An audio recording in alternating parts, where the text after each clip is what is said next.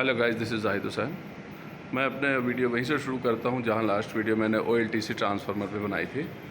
Last video में मैंने ये दिखाया था कि वो किस तरह से वाइंडिंग अरेंजमेंट होता है, वो फॉल्टी ट्रांसफार्मर के बारे में। जो ट्रांसफार्मर अभी हमने डिसमेंटल करके ये आउटसाइड आप देख पा रहे हैं, इस पर एक वीडियो मैंने पहले बनाई थी। सो अभी इसकी जगह पर हमने न्यू ट्रांसफार्मर 1600 kVA का यहाँ इंस्टॉल कर लिया है। सो मुझे लगता है कि मैं दोबारा ये वीडियो इसलिए बना रहा हूँ कि इसमें जो वाइंडिंग ये सब ना थोड़ा ज़्यादा ओपनिंग से क्लियर है, तो ये ज़्यादा अच्छा तरीके से आप समझ पाएंगे। तो पहले वाले जो ट्रांसफार्मर की वाइंडिंग थी ना, वो इंसुलेटेड बाहर से पेपर इंसुलेशन से थी। ये जो ये न्यू ट्रांसफार्मर आया है ना, ये पोर्सलिन कास्ट है। मतलब इसके अंदर में ये देखो, ये पूरी तरह से कास्टेड है। मतलब अगर ट्रांसफार्मर चार्ज है और ऐसे मैं टच भी कर दूँगा तो भी मुझे कुछ नहीं होगा इंशाल्लाह। तो इस तरह के ट्रांसफार्मर भी न्यूली आए हैं। तो आप जैसे कि देख पा रहे हैं, ये आर फेज़ है, नहीं सॉरी आर फेज़ है, वाई है, बी है, ठीक है, UVW RYB। ये 2A का मतलब है क्योंकि ये 2A इसलिए है क्योंकि ये सेकेंडरी साइड है, मैं खड़ा हूँ सेकेंडरी साइड में। तो चलिए शुरू करते हैं। तो ये प्राइमरी साइड से स्टार्ट करते हैं। सो पहले ओवरव्यू मैं बता देता हूँ एक इसका। ये ड्राई टाइप ट्रांसफार्मर है 1600 kVA का with OLTC on load tap changer के साथ में। ये न्यू ट्रांसफार्मर हमने इंस्टॉल किया है, ठीक है। बाहर से ये दिखने में वही 407 वाली जो गाड़ी आती है, आपने अगर देखा होगा, जो ट्रक से छोटी होती है, उस टाइप से ये गाड़ी के साइज़ का ये पूरा ट्रांसफार्मर है। इसका ये ST केबल है 11 kV सप्लाई के लिए, और 11 kV सप्लाई जो प्राइमरी साइड वाइंडिंग में गया, उसके बाद में यहाँ से 415 वोल्ट ये सेकेंडरी साइड में जा कर के आपके ये हमारे लोड के साइड जा रहा है ये ट्रांसफार्मर, ठीक है। अभी हम लोग चलते हैं ट्रांसफार्मर के अंदर के पार्ट में। ट्रांसफार्मर के अंदर का पार्ट में आप सामने देख पा रहे हैं, वो जो ST केबल मैंने दिखाया था 11 kV की, वो यहीं से बाहर साइड से कनेक्ट है। ये 3 बस बार जो आ रही है ना, ये 11 kV सप्लाई के लिए आ रही है, ठीक है। ये सपोज़ कीजिए कि ये वाली ये 11 kV की B फेज़ की वाइंडिंग में जा रही है, ठीक है। जैसे RYB 3 है ना, तो RYB 3 आ गए 11 kV की सप्लाई 11,000 वोल्ट। एक चली गई R वाइंडिंग में जो कि U है।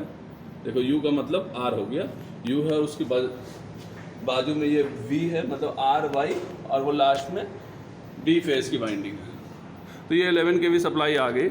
आने के बाद में ये आप एक चीज़ नोटिस किया, ये प्राइमरी जो 11 kV है ना, ये प्राइमरी वाइंडिंग है, और इसके बीच में देखो ये गैप जो मैं दिखाता हूँ हमेशा, ये म्यूचुअल इंडक्शन जो होता है ना, म्यूचुअल कपलिंग जिसको बोलते हैं, पर इलेक्ट्रिकल में पढ़ेंगे तो ये गैप आप इजीली देख पा रहे होंगे, ये जो है ना बीच में, तो ये आपकी प्राइमरी वाइंडिंग है और ये सेकेंडरी वाइंडिंग है। बीच में आप देखो कितने सारे गैप हैं। देखने से ये करीब 10 या 8 इंच के गैप है, सॉरी 10 इंच बोल रहा हूँ मैं, 10 mm के गैप हैं, 10 या 8 mm के गैप हैं बीच में, ठीक है ना।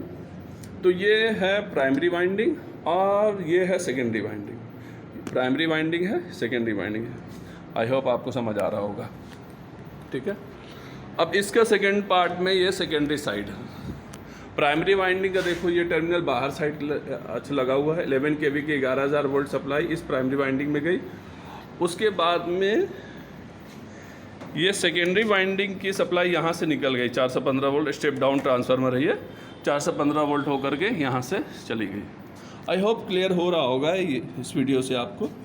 और ड्राई टाइप में, ऑयल टाइप में बस इसी का फ़र्क है कि जिस टैंक के अंदर मैं घुसा हूँ, इसमें अगर हम ऑयल भर दे, तेल भर दे, तो बस ये ऑयल टाइप ट्रांसफार्मर हो जाएगा, और कोई चेंजेस नहीं है इसमें, और कुछ मतलब डिफरेंस नहीं होता है ड्राई टाइप में ऑयल टाइप में, ठीक है ना।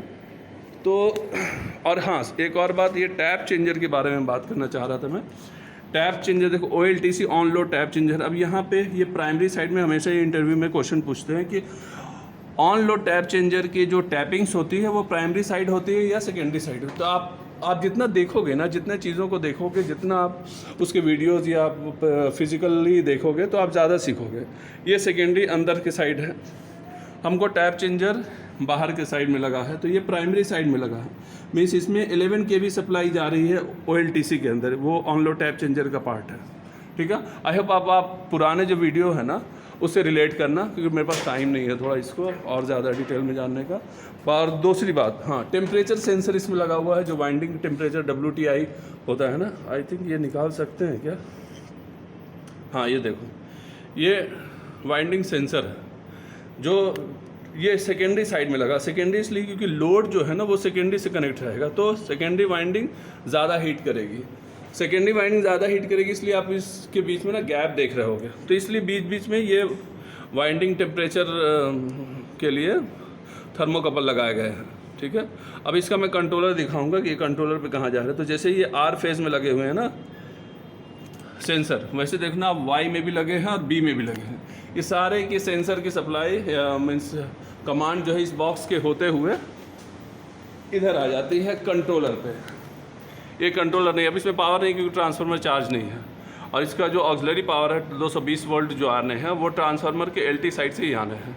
फिर मैं बता देता हूँ, इसमें ना ये एक हाई है, हाई का मतलब हो गया कि वाइंडिंग अलार्म, और वेरी हाई का मतलब हो गया कि वाइंडिंग ट्रिप, मतलब अलार्म आएगा फिर ट्रिप हो जाएगा और ये फ़ैन चलेगा। ये 3 तरह का नोटिफिकेशन इसमें है। ये फॉल्ट है कि कुछ भी अगर तीनों में कुछ भी होता है तो ये फॉल्ट जो है ये अलार्म आ जाएगा और हुटर जो है वो बजने लगेगा। इसमें जो सेटिंग्स हम लोग करते हैं ना, सबसे पहले हम लोग फ़ैन की सेटिंग करते हैं। फ़ैन को हम लोग 100 डिग्री सेल्सियस पर रखते हैं। वो टेम्परेचर पे डिपेंड करता है, अगर इंडोर है तो 100 इनफ है, बाहर साइड है तो और ज़्यादा रखने होंगे हमको। तो ये 100 पे सेट करेंगे फ़ैन चलने का, मतलब कि ट्रांसफार्मर के फ़ैन हमेशा नहीं चलेंगे।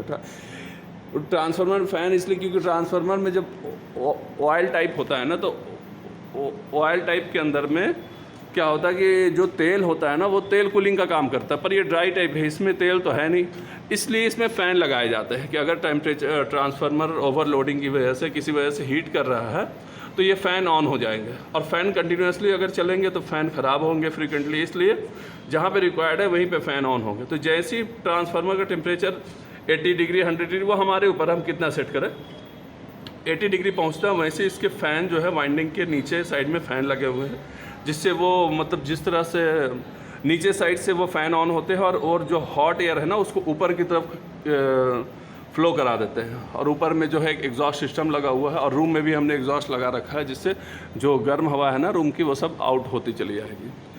ठीक है, तो फ़ैन हमने 80 डिग्री पे सेट कर दिया। वाइंडिंग अलार्म है ये, हाई जो है ना ये वाइंडिंग अलार्म होता है। वाइंडिंग अलार्म इसमें अगर फ़ैन 80 पे किया तो 100 पे हमने वाइंडिंग अलार्म रखा। सपोज़ करो कि वाइंडिंग 80 डिग्री टेम्परेचर हो गया, बट फ़ैन में या तो सप्लाई नहीं है या फिर फ़ैन इसके ख़राब हो गए हैं, कुछ भी इशू की वजह से इसका टेम्परेचर अगर डाउन नहीं हुआ तो 100 डिग्री जैसे ही रीच करेगा तो उसमें ये वाइंडिंग अलार्म आ जाएगा। वाइंडिंग अलार्म आ जाएगा तो हुटर बजने लगेंगे सारी जगह, हमने जो सायरन सिस्टम है ना वो ऑन हो जाएंगे। ट्रांसफार्मर चार्ज जाएगा, ऐसे नहीं कि ट्रांसफार्मर ट्रिप हो जाएगा, वो एक प्री ट्रिपिंग ये सिग्नल है कि आप अपने लोड को जितने जल्दी हो सके वो कम करके एक सेफ मोड में करके ट्रांसफार्मर को डाउन कर सकते हैं। लेकिन सपोज़ करो किसी वजह से वाइंडिंग अलार्म आया लेकिन हुटर बजा नहीं, या हुटर किसी ने ध्यान नहीं दिया, या सप्लाई किसी वजह से हमें पता नहीं चला कि अलार्म आया है, तो उस कंडीशन में हमारा ये वाइंडिंग ट्रिप हो जाएगा 120 डिग्री पे। 120 डिग्री जैसे आएगा, एक VCB को जो वैक्यूम सर्किट ब्रेकर है उसको एक कमांड जाएगी इस कंट्रोलर के थ्रू। इसमें हमने वायर कनेक्ट कर रखी है, जो है ना ये VCB को जा रही है कंट्रोलिंग, ये VCB के ट्रिप कॉइल को जा रही है। ठीक है, तो वो जैसे ही वाइंडिंग 120 डिग्री पे आएगा वैसे ही हमारा ट्रांसफार्मर ट्रिप हो जाएगा। ठीक है ना, तो ये एक सिंपल सा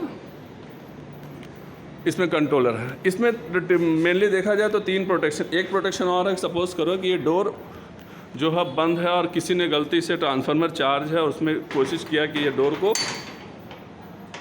ओपन कर दे, तो जैसे ही वो ओपन करेगा ना डोर, तो यहाँ पे एक डोर स्विच लगा हुआ है, जैसे आपके फ्रीज़ के अंदर नहीं होता है, जैसे आप फ्रीज़ के डोर ओपन करते हो फ्रीज़ के अंदर की लाइट जल जाती है, ठीक वैसे ही जैसे ये डोर बंद रहेगा तो ये नीचे रहेगा, जैसे डोर ओपन होगा तो ये ऑन हो जाएगा। और इमीडिएट इसी टाइम में जैसे ही ये स्विच ऊपर की तरफ आएगा डोर खुलने पे, तो हमारा ये ट्रांसफार्मर ट्रिप हो जाएगा VCB के थ्रू। यहाँ पे देखो वैक्यूम सर्किट ब्रेकर, अभी मैंने डोर खोल रखे लेकिन मैंने हुटर को सायरन को पॉज रखा क्योंकि बहुत ज़्यादा नॉइजी साउंड हो रहे थे।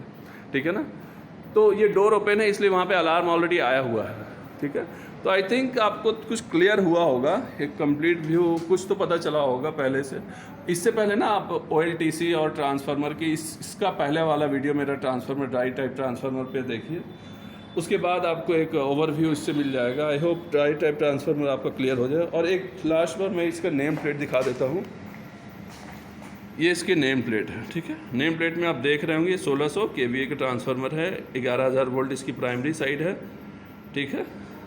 और ये 415 सेकेंडरी आई, 83 एम्पियर जो है ये प्राइमरी वोल्टेज है, प्राइमरी करंट है। ये 2000, 2200, 2500 जो भी लिखा है आप देख लेना, ये ना सेकेंडरी साइड करंट है, ठीक है। तो ये सारा और ये सारा टैपिंग पे है कि आप पर टैप अगर चेंज करते हो तो कितना वोल्टेज अप डाउन होगा, उसके लिए टैपिंग से, ठीक है। बाकी ये CG जो कंपनी मेक है वो CG का ही है, dry type transformer. I think आपको कुछ क्लियर हुआ होगा। Okay, thanks for watching guys.